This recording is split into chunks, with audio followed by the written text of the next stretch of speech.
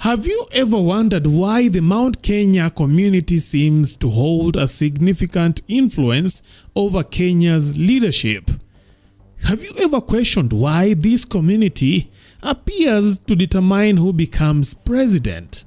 Well, recent revelations trending online reveal how this community has managed to secure power, both directly or indirectly, through oaths and sacrifices made many years ago.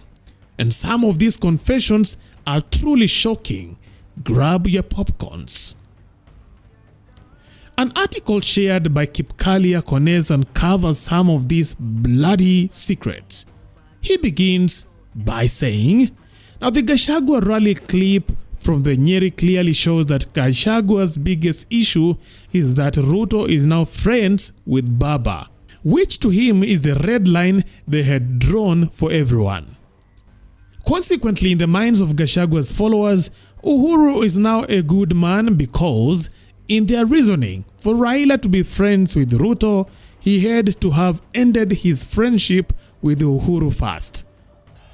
Hii vita yote munaona ati nikiambiwa ninaongoza ukabila ni kwa sababu ya kusema hata Uhuru Kenyatta ni mtoto wetu. Nimefanya makosa? Na makosa Uhuru alikuwa amefanya tu ni moja. Barabara alijenga, maji alifanya, alileta stima, alikuwa amefanya tu makosa moja ya kutuletea Raila, si ndio? Lakini siku rais amesema, sisi tukakataa Raila tukaenda kwa William Ruto. Saa ile rais wetu William Ruto amesema Raila ni mtu mzuri. Kutakuwa na haja gani sisi kuchukia Uhuru Kenyatta? Iko haja? Iko haja? Watu wangapi wanasema ni ungane na Uhuru Kenyatta tuunganisha watu wetu? Now, many young Kenyans may not be familiar with the oath administered to all Kikuyus adults in 1969, binding them to guard power with their lives, especially to prevent it from ever going to any other community, specifically the Luo. Now, you might be wondering what oath he is talking about in this article. Well, we dug deeper into the Kikuyu oath, and former Gatundu South MP Moses Kuria had mentioned about it 2 years ago. According to an article we found online, the Kikuyu oath was orchestrated by the first President Kenyatta's inner circle, also known as the Kiambu Mafia. Now, this information comes from the Reverend John Gatu, the former moderator of the PCEA Church, in his book, Fan into Flame. Now, the oath reportedly stemmed from the feud between Jomo Kenyatta and his then Vice President Jaramogi Oginga Odinga. At that time, it was clear that Kenyatta was becoming frail and nearing the end of his life. Therefore, he was looking for a successor. On June 9, 1969, Reverend John Gatu was summoned by the late President Jomo Kenyatta to his Ichaweri home, and at that time, President Kenyatta's rule was marked by an iron fist, and being summoned by him typically meant either you had wronged him or he had something important to discuss with you. Now, when Gatu arrived in Gatundu, he was shocked to discover that he was expected to take an Agikuyu oath, which was being administered to all Kikuyus of goodwill to solidify the unity of the Kikuyu tribe. He was accompanied by his fellow Reverend Crispus Kiongo, and both were informed that failure to take the oath would be seen as a betrayal of the community. In fear, the two clerics requested time to think it over, suggesting they might take the oath in a few weeks' time. However, before they had even made a decision, Gatu's wife and children were abducted by state agents and forced to take the oath. Until the time she passed on, nearly 40 years later, she never spoke about the oathing incident again. She must have been deeply traumatized, Gatu wrote in his book when talking about his wife and children taking the oath. Now, Jomo Kenyatta deceived residents into coming to his Gatundu home under the pretense of having tea with the president.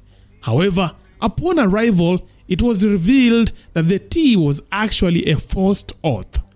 Now, those who refused to take the oath were abducted, killed, and tortured. While not all Kikuyus took the oath, a significant number were initiated during that period. One first-hand account came from Charles Mugo, a teacher who described the initiation process for Kikuyus. In September 1969, I heard about Gatundu and feared for my life, so I went to Kenyatta's to avoid being killed. I took off my clothes except for my underwear. We were in a dark room with many corners where we had to take, eat, and vow many things, Charles recounted. Now, the oath involved eating raw meat and drinking blood. Now, for those who couldn't consume blood due to religious beliefs, milk was offered as an alternative. After many years of secrecy surrounding the details of the oath, it was eventually revealed that it encompassed several key points.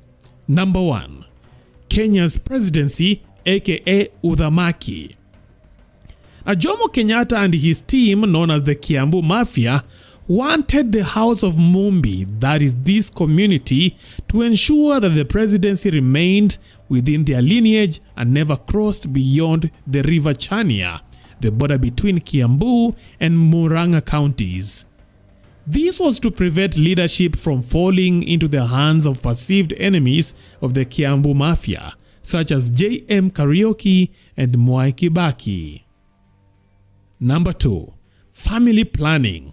The Kikuyu community was also urged to reject family planning methods to increase their population, thereby ensuring a large voter base to maintain their men in power. Number 3, defending the flag. The community was also instructed during that time to protect the leadership against the uncircumcised, specifically the Luo, led by Jaramogi Oginga Odinga, who had fallen out with Jomo Kenyatta at that time. Number 4, circumcision of their daughters. They were also commanded to circumcise their daughters for the cause. Now, these revelations have led many Kenyans to question why the Mount Kenya community has a significant influence in determining Kenya's leadership. And perhaps if you read this book, Fans into Flame, you're going to get a clear picture why the Mount Kenya community seems to be the one who determine who is supposed to rule and who is not supposed to rule. You can grab a copy of this book on www.nuriakenya.com. They have a copy of this book. You can read it out and utapata pale so much history to learn about the Kenya independency and what transpired during that time when the oath was being administered.